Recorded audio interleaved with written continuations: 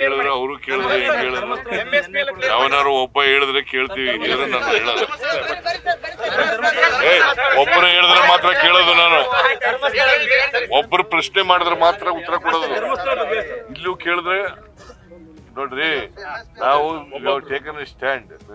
ವಸ್ತುಸ್ಥಿತಿನ ಅಸೆಂಬ್ಲಿನಲ್ಲಿ ಇವರು ವಿವರಣೆ ಕೊಟ್ಟಿದ್ದಾರೆ. ನಾವೇನ್ ತಗೊಂಡಿದೀವಿ, ಜನ ಎಲ್ಲ ವಿರೋಧ ಮಾಡಿದ್ದಾರೆ, ಸ್ವಾಮೀಜಿ ವಿರೋಧ ಮಾಡಿದ್ದಾರೆ. ಸೊ ಜನಗಳ ಅಭಿಪ್ರಾಯ ಏನಿದೆ ಅದ್ರ ಪ್ರಕಾರವಾಗಿ ಮಾಡಬೇಕು ಅಂತ ತೀರ್ಮಾನ ಮಾಡಿದ್ದೀವಿ. ಸೊ ಅದಕ್ಕೆ ಕೇಂದ್ರ ಸರ್ಕಾರದವರು ಮೀನ್ ವೈಲ್ ಈಗ ಇತ್ತೀಚೆಗೆ ಪರ್ಮಿಷನ್ ಕೊಟ್ಬಿಟ್ಟಿದ್ದಾರೆ. ಅದನ್ನೇ ಕೇಳೋದಿಲ್ಲ ನೀವು. ಬಂದೇ ಇಲ್ಲ ಪತ್ರಿಕೆಯಲ್ಲಿ ನೀವು ಕೇಳಿದ್ರೆ ಅಂತ, ನೀನ್ ಕೇಳಿದೆ ಅಂತ ಬಂದಿದ್ದೀನಯ್ಯ. ಎಲ್ಲಿ ಬಂದಿದೆ? ಯಾರನ್ನ ಕೇಳಿದೆ? ಯಾರನ್ನ ಕೇಳಿದೆಪ್ಪ? ಯಾರನ್ನ ಕೇಳಿದೆಯ್ಯ?